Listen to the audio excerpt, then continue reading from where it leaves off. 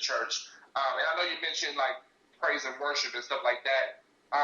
With the world being ever so evolving, and I'm not saying that as to say we have to reach all the way out into the world to pull stuff into the church, but with the world that's evolving, with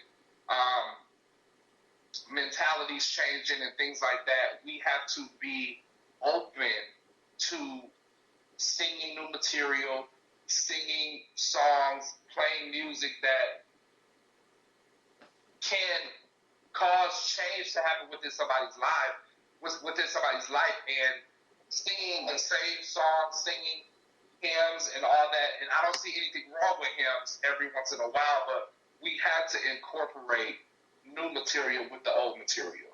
We have to be able to have a healthy balance, if that makes sense. That does make sense, and that's interesting coming from you, because I do know that you do sing in the church, and that's always, I think, a hot button topic as to what that balance, what the balance really is, because the church, of course, is mixed of different people from different generations, and some have an appreciation for one thing more than the other, and that makes sense. And then as you age and you become my age, there's going to be some kids that's going to say, you know, we really need it. So it's just a thing that goes on. But overall, Xavier, what do you understand about the 21st century church? Most certainly, since we have not been able to worship as we have been, I want you just to talk a little bit about your own personal feelings about the 21st century church, where you see it going, what you think. We've talked about some of the things that you think, are a problem, but I want you just to talk a little bit more about your own thoughts and feelings about the 21st century church. Absolutely. I think, again, with this pandemic, I feel like, it's been a divine reset for the church. That's because, good. A divine like reset. I said, it's no way possible that we could remain the way we were during this pandemic. And a lot of times, pastors and preachers just try to pull messages and things like that from their repertoire that may be 6 years old per se, or 10 years old or something. But with this pandemic happening, and for the future, I feel like we have to be found trying to be in the face of God to find something relevant for this now church. I feel like we can't just go based off of stuff that had old fire to it. We have to have something that has a new fire to it. It has a new flame. Because the world, people are dying off at rapid rates, and everybody doesn't want to hear a message about how to get some money. Everybody doesn't want to hear a message about how to get a house or a car or something like that, but people want to hear stuff about how they can be able to sleep at night, how they can be able to not have to worry about something, how they can be able to not live a stressful life. And I feel like with my age group, a lot of times people don't necessarily care about the houses and stuff like that. People want to be able to sleep at night. People want to be able to not have these thoughts running through their minds about maybe wanting to take their life or something crazy like that. But so I feel like pastors, and again I say pastors have to be able to go to God and say, God, I need you to show me how I am supposed to lead this church now in 2021. I can't go off of 2020, 2007. I have to go off of what you're doing now in the earth in 2021. So I feel like, again, pastors and preachers and ministers, wherever you find yourself within the church, you have to be able to pull on ideas from heaven and pull on strategies from heaven to propel your church forward. Because if we don't, we're going to lose a generation. I really feel like we're going to lose a generation, and if we're not careful, we're going to lose a generation and find a generation going back to old devices and old methods and things like that helped them before they got into the church. And those people who were now helping draw other people in, they're now pulling them back out. Oh, okay. I am just writing things down, Xavier, as you are saying them. And that last comment you made, I want to talk a little bit, if we could, about that. You said if we don't adapt, if we don't do church differently and not as usual, then we're going to lose a generation. What would we lose them to?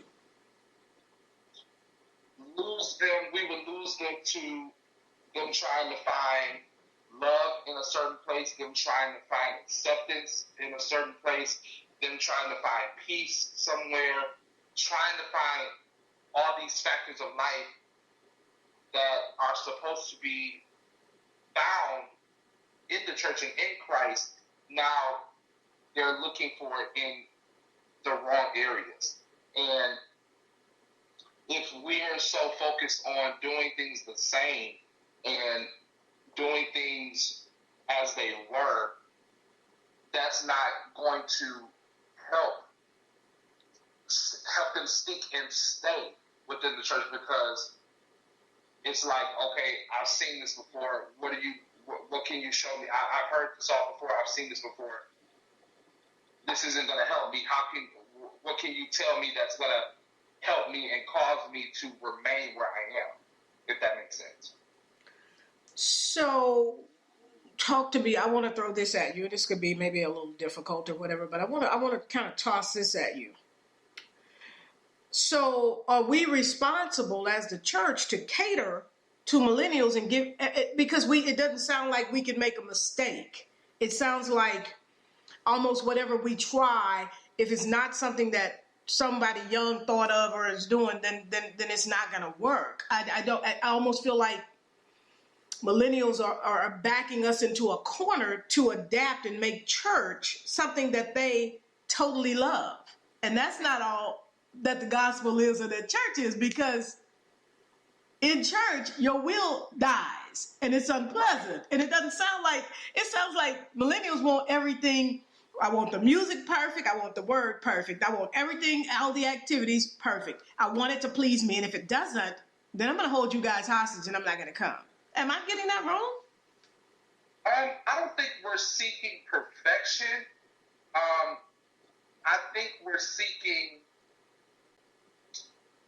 I actually think we're seeking imperfection, because a lot of times pastors and preachers act like they don't have mistakes, act like they don't do any wrong, and things like that. But if we have someone who's in the pulpit who is relatable, who is vulnerable, who is what's the other word I'm looking for? I'll just use those two. Who's vulnerable and relatable, and is someone that they can relate to. Perfection is actually somewhat. I don't want to use the wrong word. Perfection is something that a lot of us are not seeking, are not looking for. We want you to make a mistake. We want you to be able to say, I did this wrong, but I'm going to try to figure out how to do it right the next time. And I feel like with me going back to the methods and things like that, and the way churches ran, I feel like the church has to be able to try new things. I think that's what I'm saying overall. I feel like the church isn't willing to try something new. They're not willing to go against the grain. They're not willing to push the envelope just a little bit. They're so stuck and rigid with one way that they're not opening themselves up to a different way of being and a different way doing things. I think what I want to say, having been a pastor, it is a delicate balance, and it's almost like a juggling act to give to pastor multi-generations, different generations. And sometimes I think millennials are guilty of not considering that, in that I need to have programming for the 3 and the 4-year-olds, or mama's not going to come if she doesn't have a place to bring them. Then I need to consider the teens who have their own deal, who have their own things that they're dealing with, and I need programming, and I need Christian things for them. And how do I balance maybe starting a program to help them with their homework, because mama won't bring them and she won't come because they have homework in school the next day. So how do I give the teenagers activities that they like, and so that they can bond with people that are also in the church their age? Then we have the millennials. We have the 20-somethings and the 30-somethings or whatever, those that are working, that are tired. They want something different than Mother Fra or whoever her name is wants at 70 years old. And so as a pastor, you have the tough job of trying to please all of these various generations that need different things. Mm-hmm.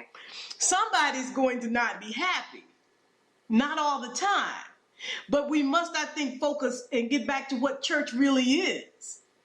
It's really not a place where we get to come in and kind of, dictate, I want this, and then if I don't have it, I'm going to leave.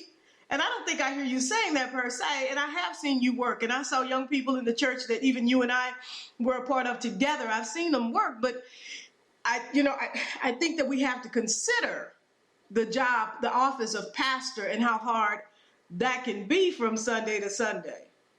Absolutely.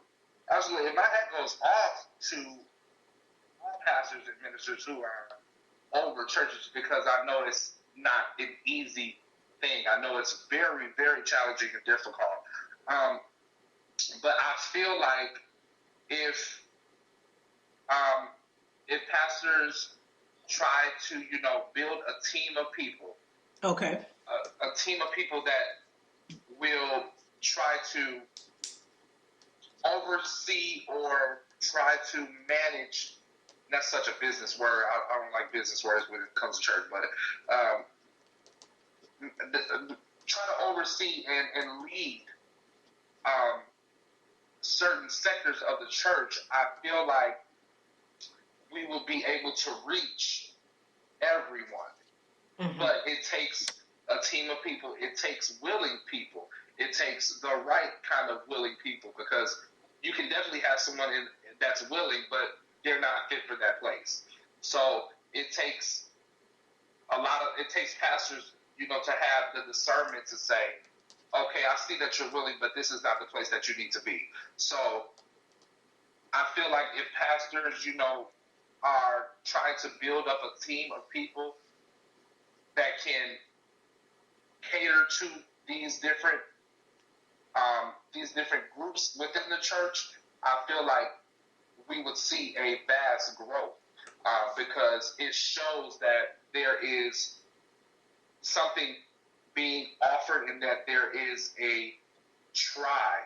That different people are being considered. That is in the mind of leadership, the consideration of all people. So that's what people. Yes. Okay. So do you feel like we kind of need to decentralize ministry from the point, and then work more as a team, so that everything is not on the pastor? And I think that the Bible talks about different gifts that should and can be used in the church. And I think this is what you're talking about, that we need people that are called perhaps to certain age groups, and then that would help in meeting the needs of the parishioners, of the people that are there in the church. So do you think that right now is the space to get churches organized that way?